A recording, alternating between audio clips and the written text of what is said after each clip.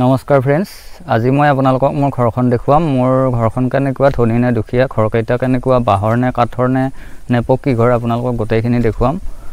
আৰু আপোনালোকে ভিডিঅ'টোত এটা লাইক কৰি দিব আৰু চেনেলটো ছাবস্ক্ৰাইব কৰি দিব। এতিয়া মই প্ৰথমতে ছাগলীকেইটা লৰাব আহিছোঁ। পথাৰৰ পৰা ঘৰলৈ গৈ মই দেখুৱাই আছোঁ। আপোনালোকে ভিডিঅ'টো আৰম্ভণিৰ পৰা শেষলৈকে চাই থাকিব।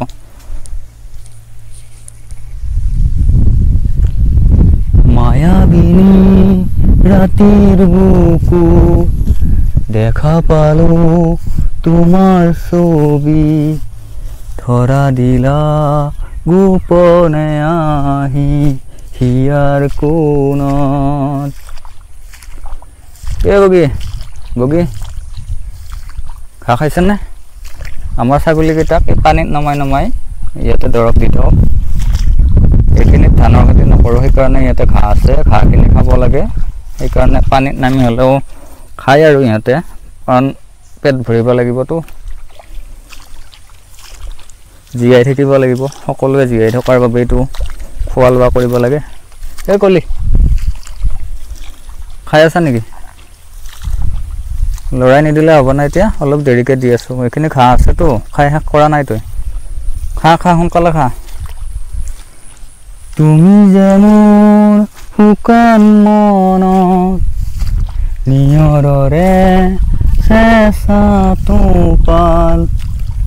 ইয়ে সৰুৱা, ইয়ে ক'ত পানীত নামি ঘাঁহ খাই আছে? ইয়ে পানী খাইছেনে নাই? পানী দিছেনে নাই তোমাক? পানী দিছেনে নাই আমাৰ পৰিয়ালে, নে দিয়া নাই? দিম দে মই অলপ দেৰিকৈ আনি।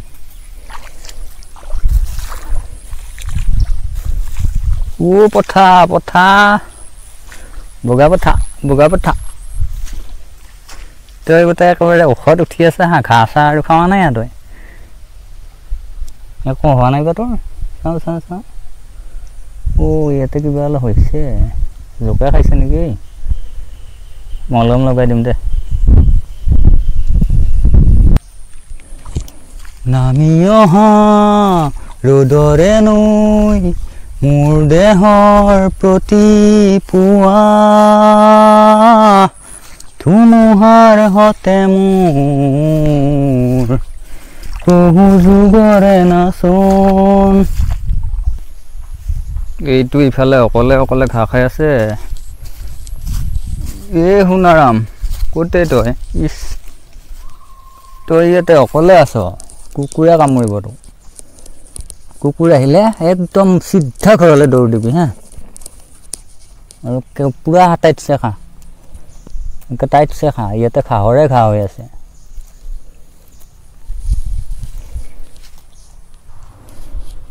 ধানৰ খেতিখিনি দেখুৱাই দিওঁ আপোনালোকক। আমাৰ ধানৰ দুটাই ৰুবল আছে, বেছি নাই আৰু। হ'লেও এইবাৰ পানী চানী নহ'ল না খেতি কৰাৰ সময়ত, গতিকে এইবাৰ ধানটো ভাল নহ'ল। তথাপি বাৰু ঠিকে আছে। ওখ মাটিটো, ইয়াত পানী নাথাকে বেছিকৈ। পানী নাথাকিলে ধানটো ভাল নহয়। এইটো বিছমুঠি ধান, ৰ'দৰ কাৰণে ভালদৰে দেখা নাই বাৰু। হ'ব, হৈ যাব।